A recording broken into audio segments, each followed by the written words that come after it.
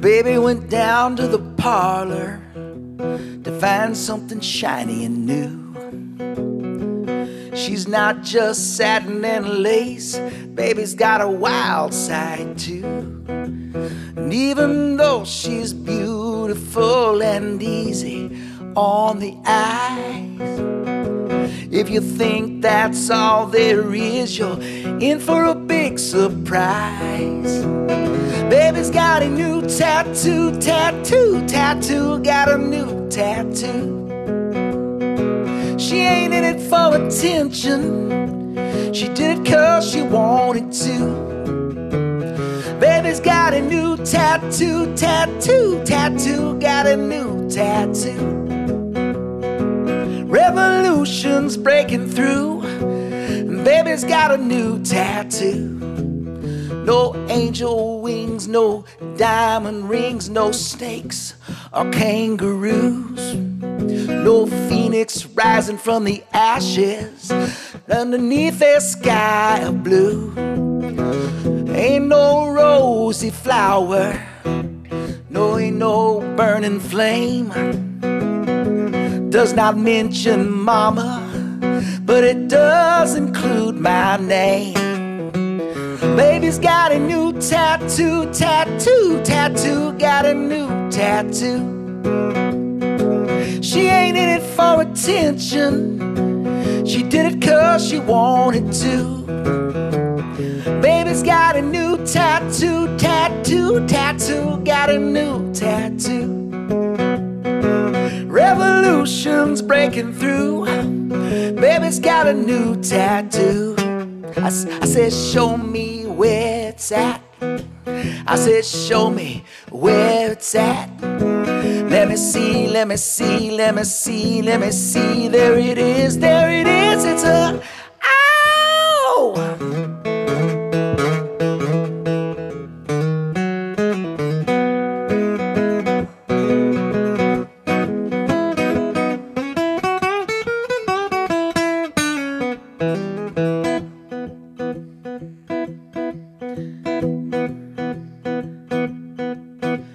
She might be a handful, but baby, she's all mine. Peekaboo and new tattoo, she placed it where the sun don't shine. Baby's got a new tattoo, got a new tattoo. She ain't in it for attention, she did it 'cause she wanted to. Baby's got a new tattoo, got a new tattoo. Revolution's breaking through, baby's got a new tattoo. Revolution's breaking through, baby's got a new tattoo.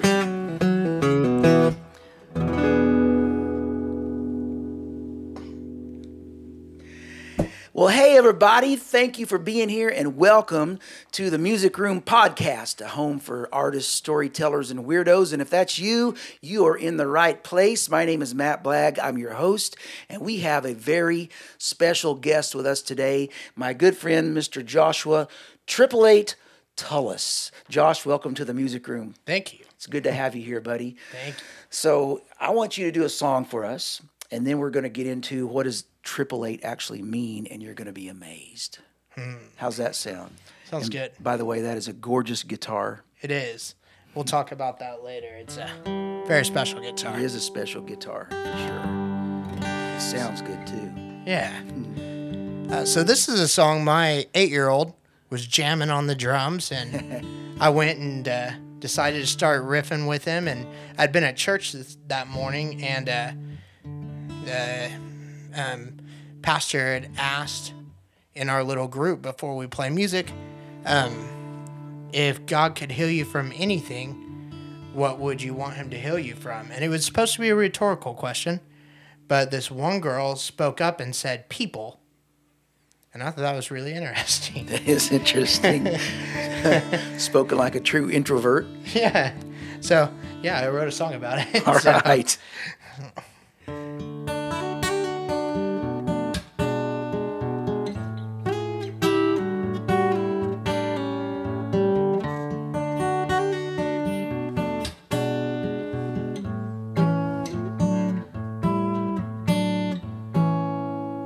Sometimes I stumble, and oftentimes I fall. But you said that you could heal me from anything at all. What about people? People, 'cause people can be so evil. People,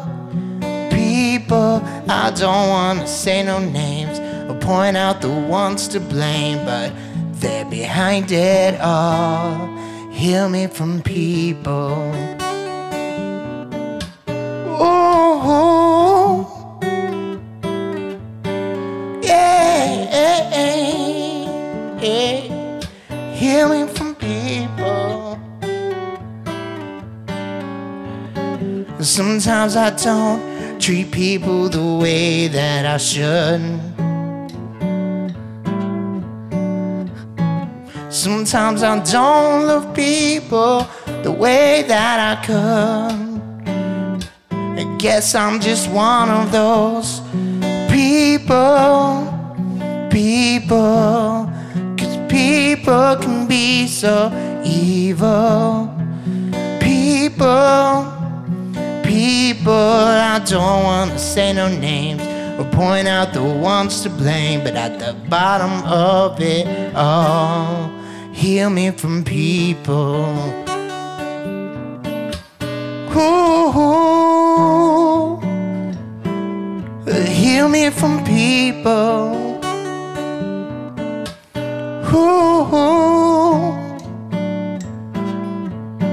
you said your grace was not only enough for me, but enough for what people have done to me. But people can be so evil. I don't want to say no names or point out the ones to blame, but at the bottom of it all, heal me from people. Ooh, heal me from people.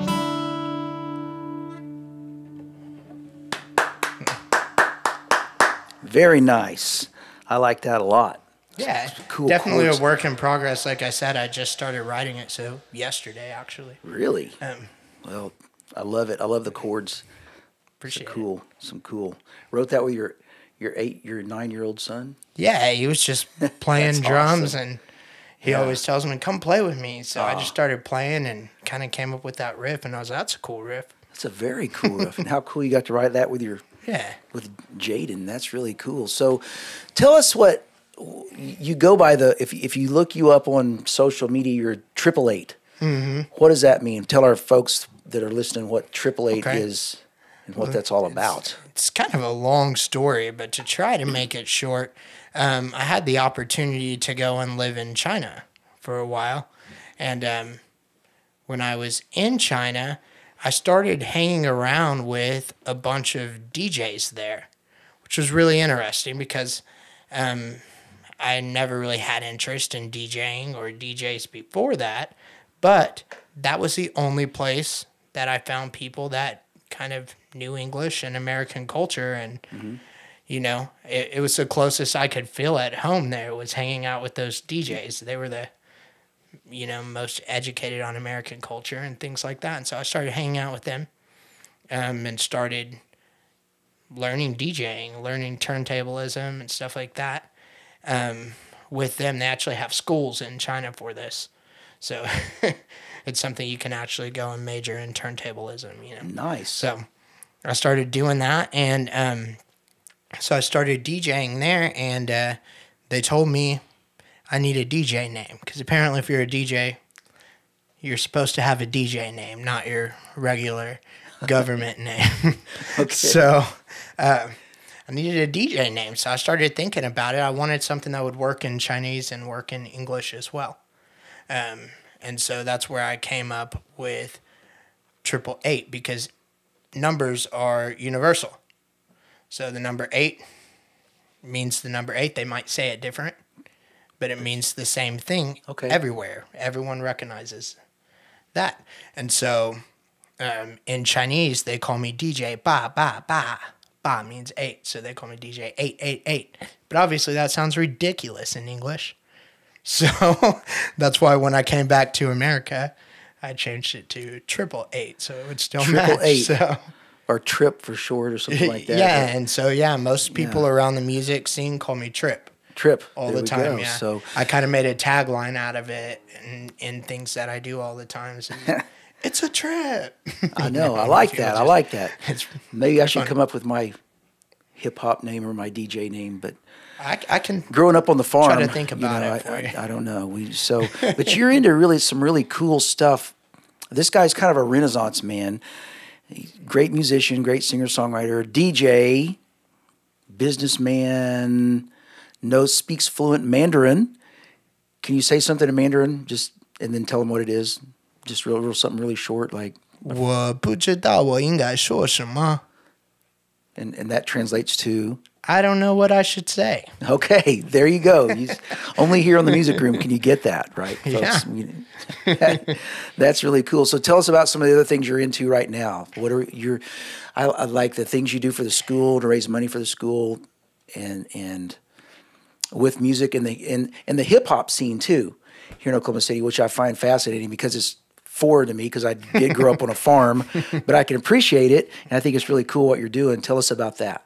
Well, once I came back from China and came here, I got involved in the DJ scene that led to the hip-hop scene, and I realized that we have a really cool scene here in Oklahoma, actually, because a lot of people, when they think of hip-hop, they think of rap, and think of, just some nonsense lyrics and funny videos or whatever, But I realized that we have a really good scene of what they label as conscious hip-hop, meaning that hip-hop that is lyrical and used for actually uplifting people, not about, drugs and alcohol and different stuff like that, but actually using their lyrics to uplift and to educate the next generation.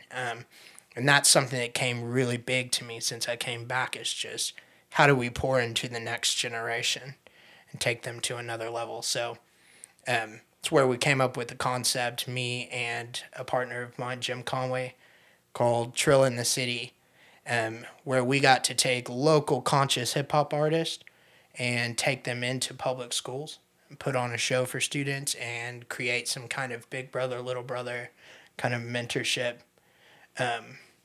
opportunities for them. Because there's a lot of kids, obviously, in Oklahoma City public schools that their dream is to be a rapper. I mean, they're just rapping. So to be able to take some good, solid people in there who can build relationships and mentor with them, something that's really, really cool. So that's kind of where the hip-hop scenes led me since then. Conscientious hip-hop? Or Conscious. Conscious hip-hop. Yeah. So if you are a conscious hip-hop aspiring artist, you need to contact this guy. Get in touch with him. We'll put his contact info at the end here.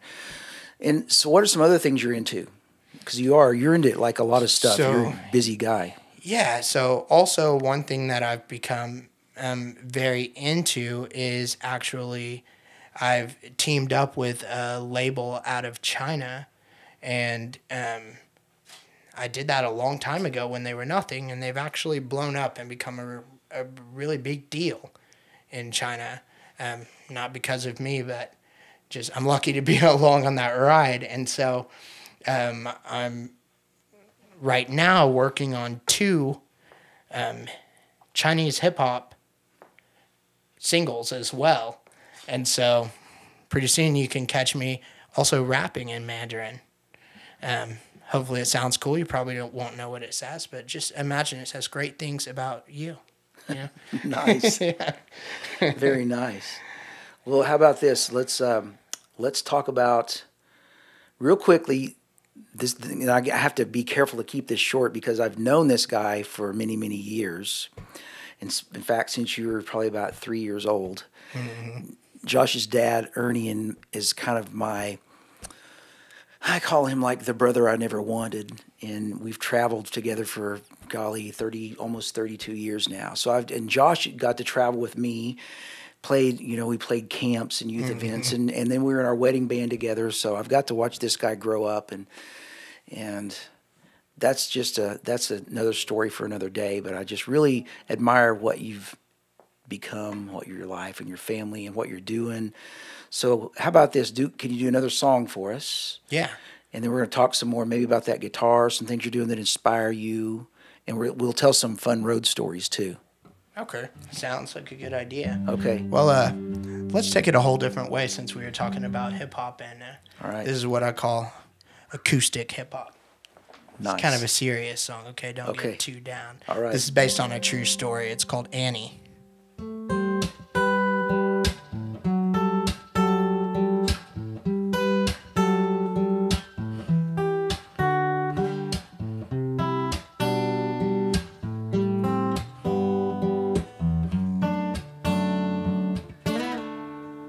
Annie was only 13. The day things started to change, she couldn't understand why things couldn't stay the same. See, her dad had left just 3 months ago. He walked out the door, he couldn't take it no more. Now mommy makes her money the only way she knew how. $1 bill at a time from the men in the crowd. But everything in Annie's world seemed fine until now. All of a sudden mama's new guy Dan was coming around.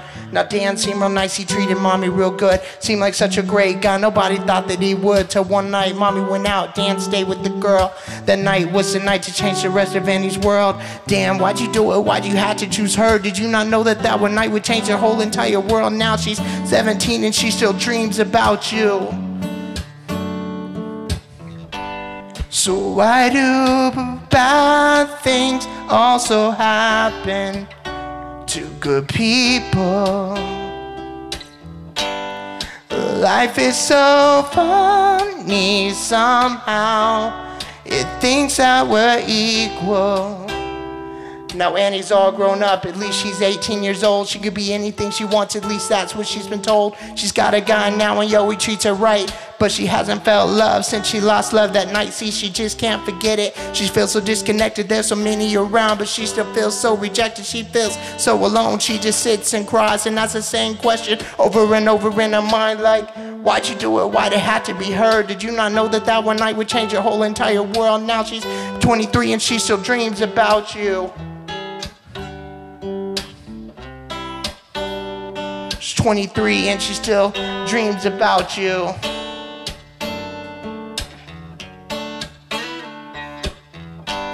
So why do bad things also happen to good people?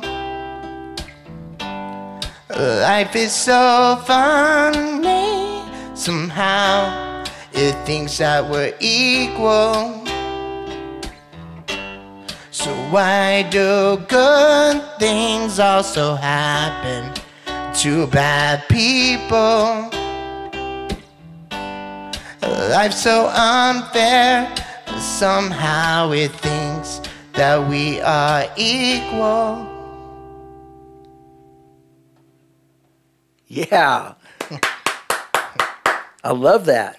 That is really good. I dig that a lot. I wish I could rap. I cannot. I grew up on a farm.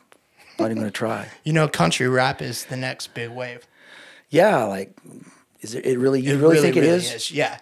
Within the next 3 to 5 years, it'll be one of the top genres we're listening to. So I was ahead of the curve. When I did my first album, I called it country hip hop, and everybody thought, what?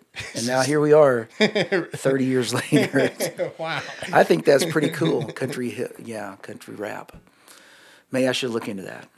Yeah, it's getting huge, you know. There was this commercial one time about a basketball team, like an NBA team or college team, and their bus broke down. So all these basketball players are like walking through the woods to try to find help, and they come up on an auction, like a cattle auction, and the auctioneer's in there going, hey, and then you hear the the beat comes in and then the guy's doing it. It was just surreal, like two cultures colliding there. I just thought that's kind of how I feel sometimes when I, growing up on a farm and then being around hip hop. It's That's just funny. two cultures colliding there, but it's fun to be right in the middle of it.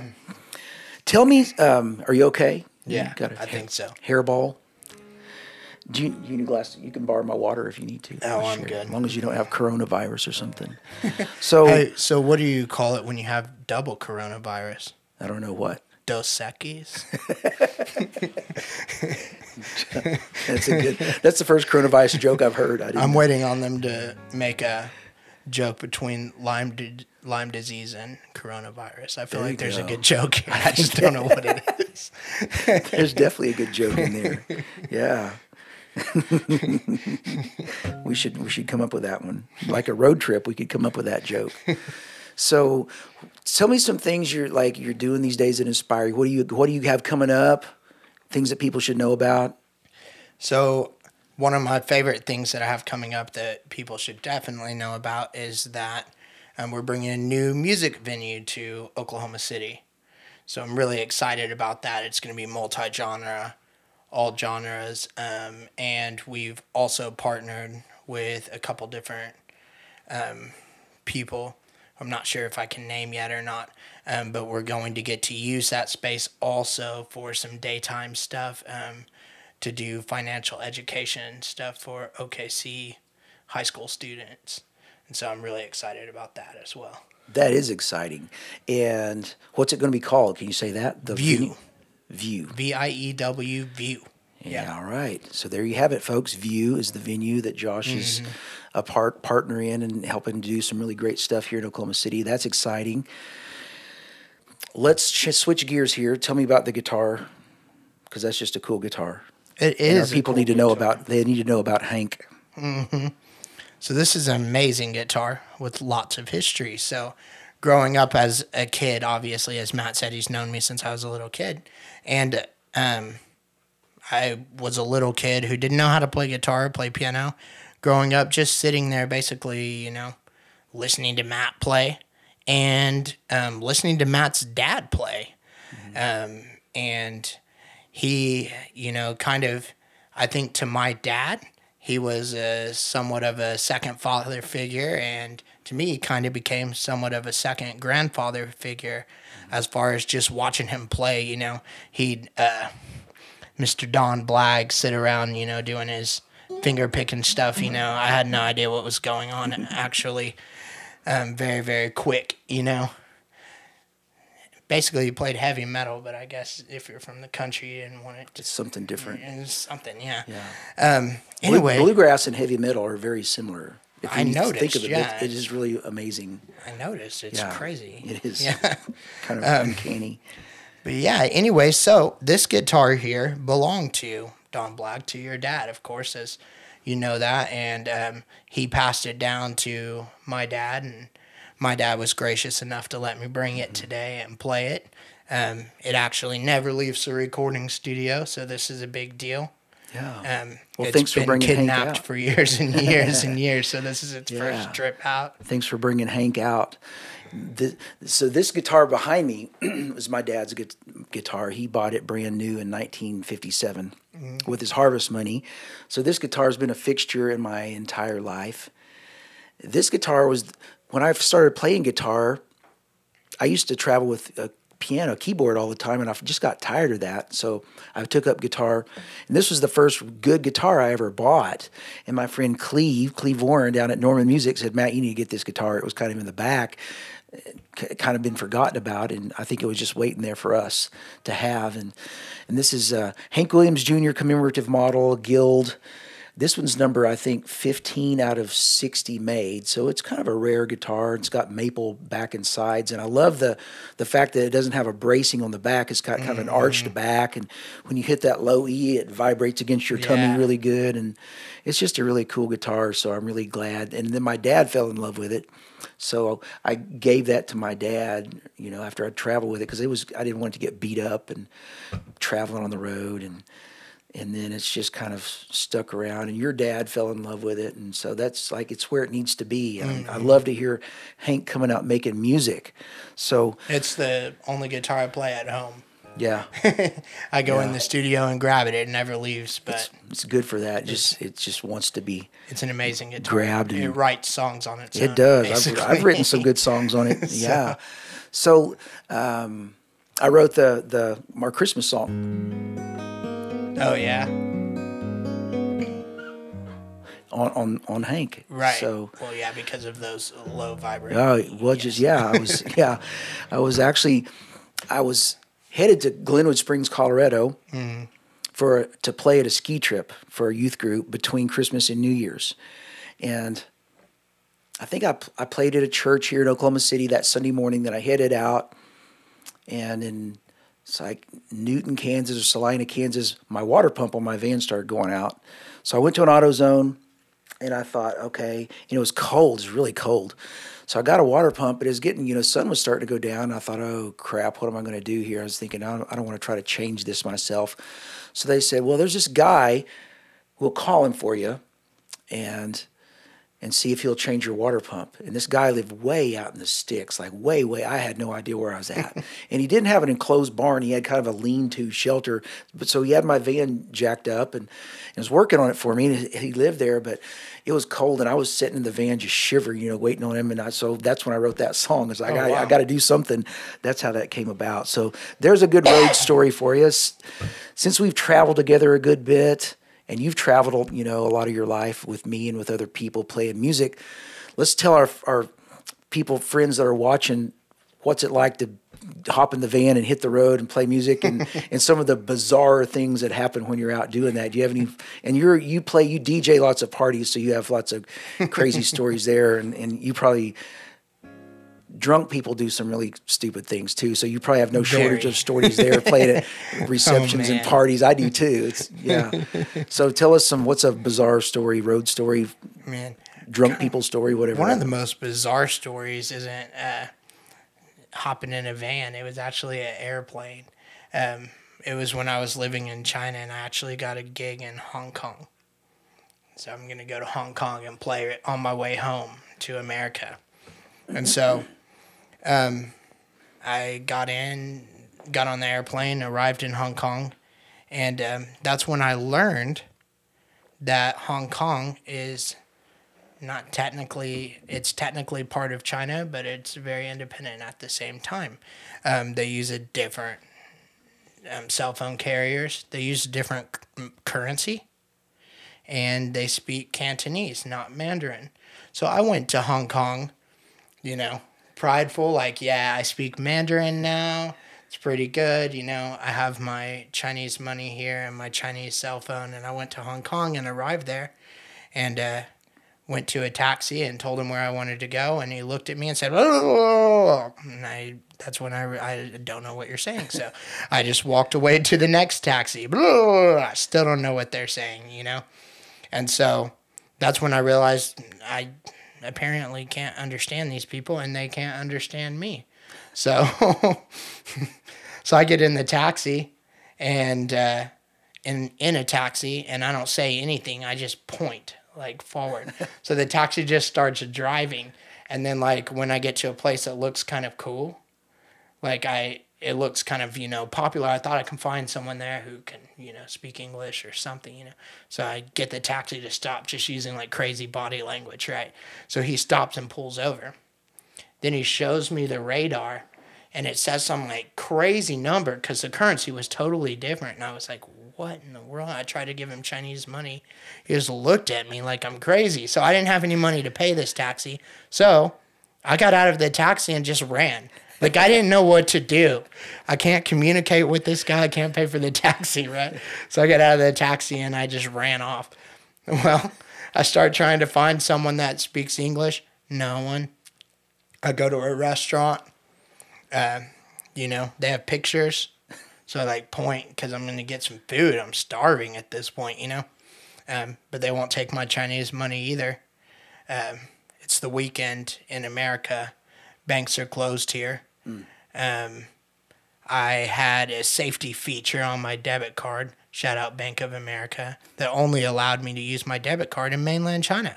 So I found that out when I went to an ATM in Hong Kong, and it wouldn't work because it was only set. So to conclude this story, I didn't get to the gig because I could never figure out how.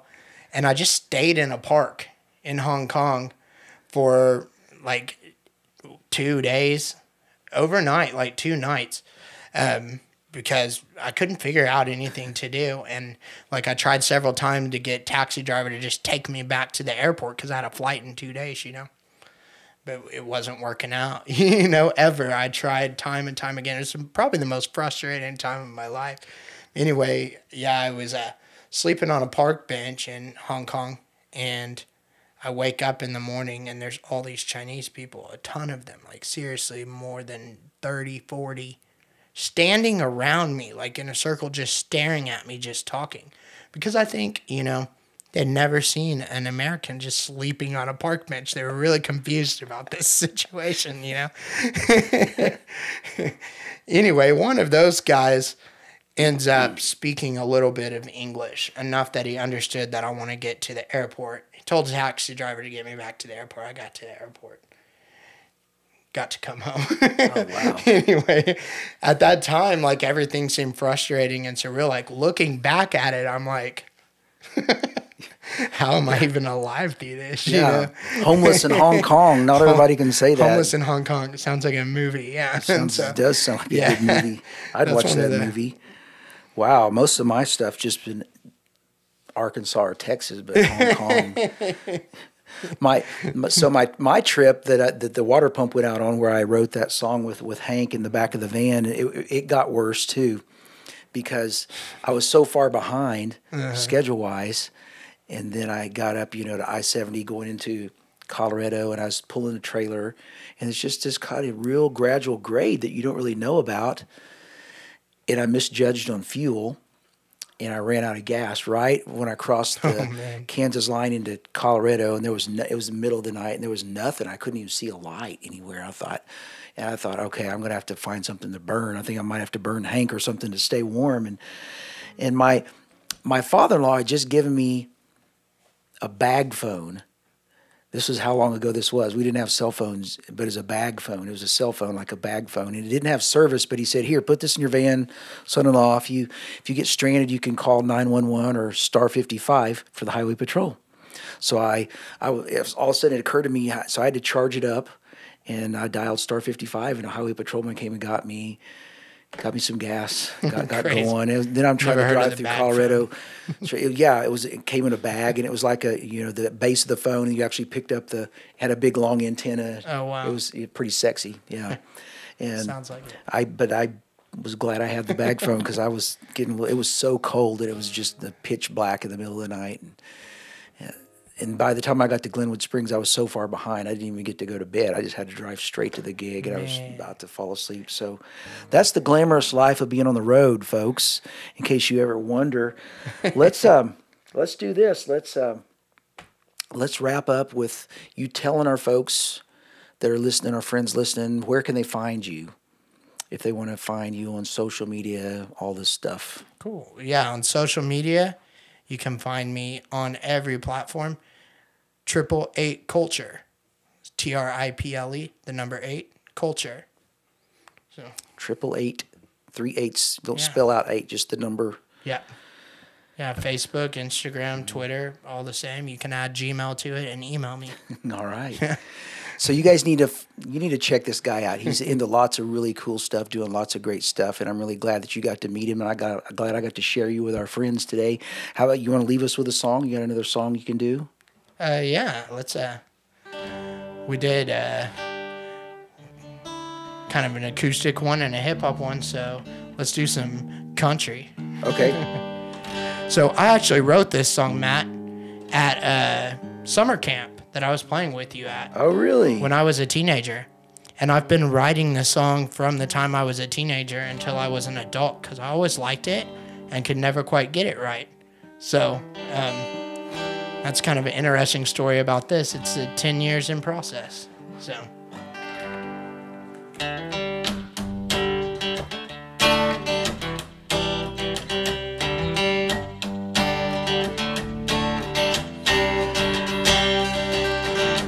I first met you on the Saturday afternoon. Couldn't get you off my mind. The way you smell, the way you talk, the way you smile, you were one of a kind, one of a kind.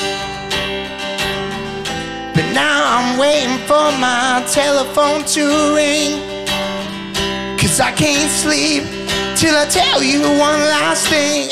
You were just the kind of girl that I'd always dreamed about, and I knew we'd be together forever. I had no doubt. A kind of love so strong, I knew we'd never be apart. But you broke my heart and gave it back in pieces. All this time you were just pretending. So I'm telling you bye-bye.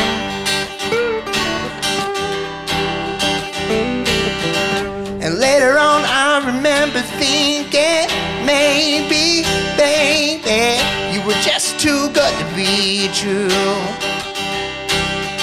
And by the lake when we held hands and when we kissed, I just couldn't describe how it felt to be loved by you. But now I'm waiting for my telephone to ring, 'cause I can't sleep till I tell you one last thing. You were just the kind of girl that I had always dreamed about, and I knew we'd be together forever. I had no doubt. A kind of love so strong, I knew we'd never be apart. But you broke my heart and gave it back in pieces. All this time you were just pretending. So I'm telling you bye-bye, bye-bye-bye.